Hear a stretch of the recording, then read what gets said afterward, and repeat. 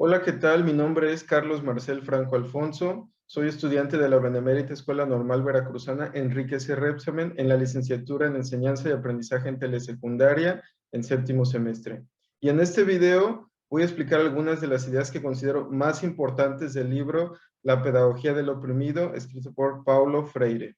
Para comenzar, es importante mencionar que Freire señala a dos tipos de individuos: los oprimidos, que son los que sufren abuso, que no tienen acceso a todos sus derechos, que sufren algún tipo de injusticia por parte de los opresores, quienes piensan de una forma individualista, quienes buscan que todos los recursos económicos sean para sí mismos y quienes no ven a los oprimidos como sus iguales. Desafortunadamente, hay ciertas circunstancias que señala Freire que fortalecen esta dicotomía entre oprimidos y opresores.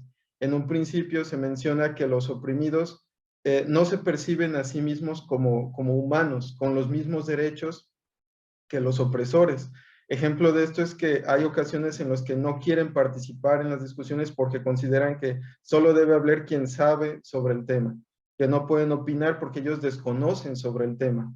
Hay muchos casos de campesinos que desafortunadamente desconocen los derechos a los que son acreedores debido a este desconocimiento y también a esta conciencia que tienen de que no se merecen el participar en diversas situaciones sociales y culturales, que únicamente deben de realizar su trabajo. Es precisamente este tipo de conductas las que fomentan los opresores en los oprimidos.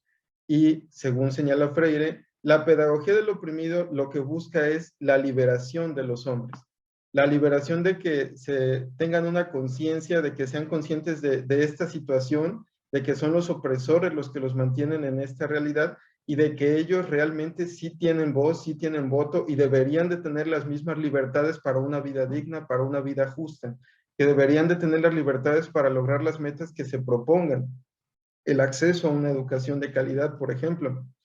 Y bueno, para lograr esta pedagogía, Freire señala que hay dos momentos muy importantes. El primero de ellos es que los oprimidos estén conscientes de esta situación, de que sean capaces de identificar a los opresores, a aquellos que los privan de esta libertad, a aquellos que les dan una falsa caridad, ya sea brindándoles algún beneficio económico, pero no dándoles igualdad de oportunidades para lograr sus metas. Y una vez que desarrollan esta conciencia mediante la praxis, o sea, la práctica y la reflexión, es como los oprimidos son capaces de transformar esta realidad, de cambiarla. Y el segundo momento de esta pedagogía ocurre cuando se da una lucha constante entre estos hombres libres por liberar a los demás. Algo importante que se debe mencionar es que la pedagogía del oprimido debe de estar vinculada con un acto de amor. Y es que si uno es egoísta, si uno solo piensa en su liberación, estaría cayendo en un grave error. Estaría simplemente cambiando de bandos. El oprimido se convierte en el opresor.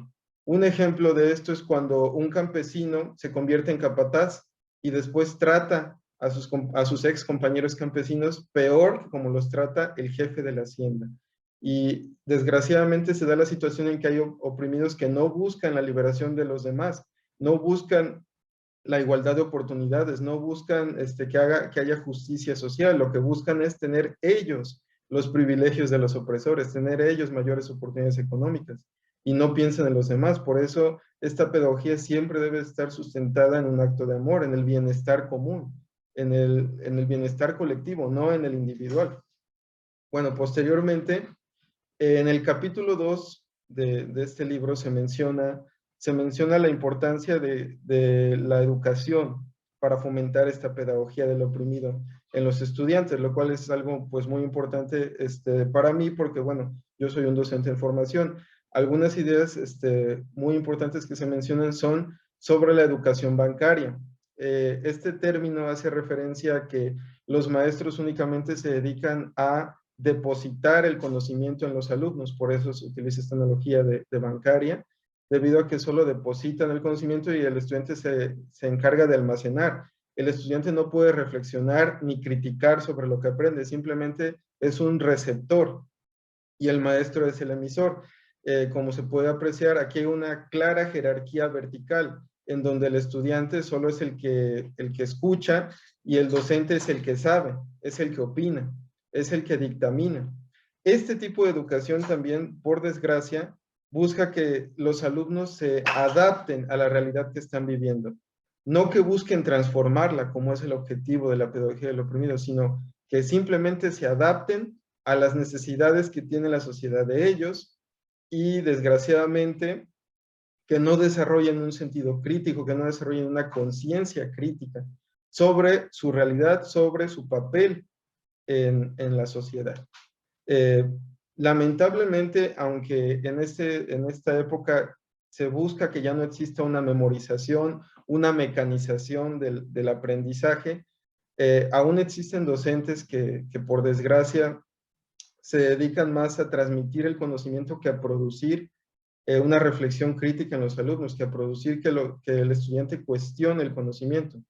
Para lograr esto, Freire menciona que debe existir una educación problematizadora, una educación en donde no haya una jerarquía vertical entre el docente y el alumno, en donde se rompan estas jerarquías y el docente y el alumno sean vistos como iguales, ya que tanto el docente aprende de los estudiantes y les enseña, como el alumno aprende del docente y también le enseña.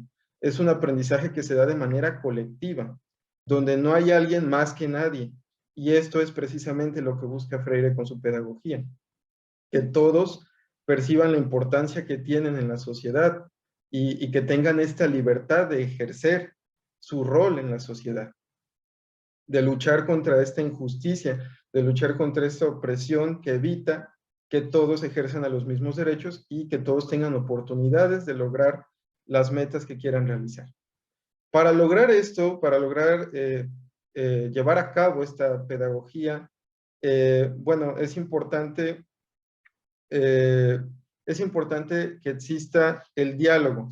En el capítulo 3 del libro, Freire menciona sobre la dialogicidad y se refiere a ella como la forma en que debe existir la comunicación. Como dije anteriormente, debe ser una comunicación sin jerarquías, donde todos seamos vistos como iguales.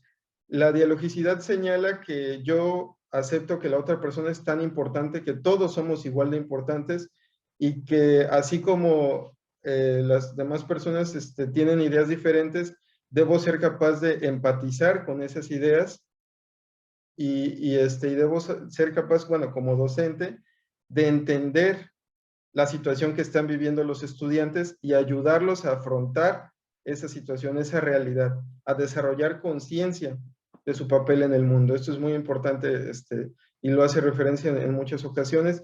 Se menciona también que no puede existir esa dialogicidad si yo siento que sé más, si yo siento que soy más importante que los estudiantes. Por eso mencionaba lo de romper esas jerarquías.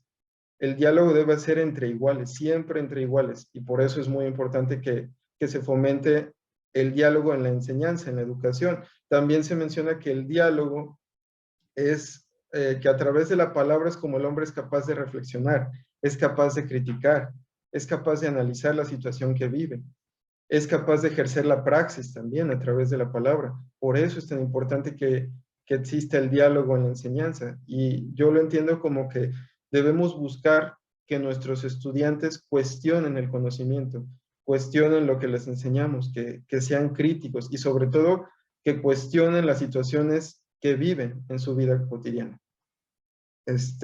Y bueno, todo esto lo veo vinculado con lo que es la enseñanza situada, las estrategias de enseñanza situada, que señalan que se debe buscar en el alumno resolver problemáticas inherentes a su contexto inmediato, inherentes a la situación que viven.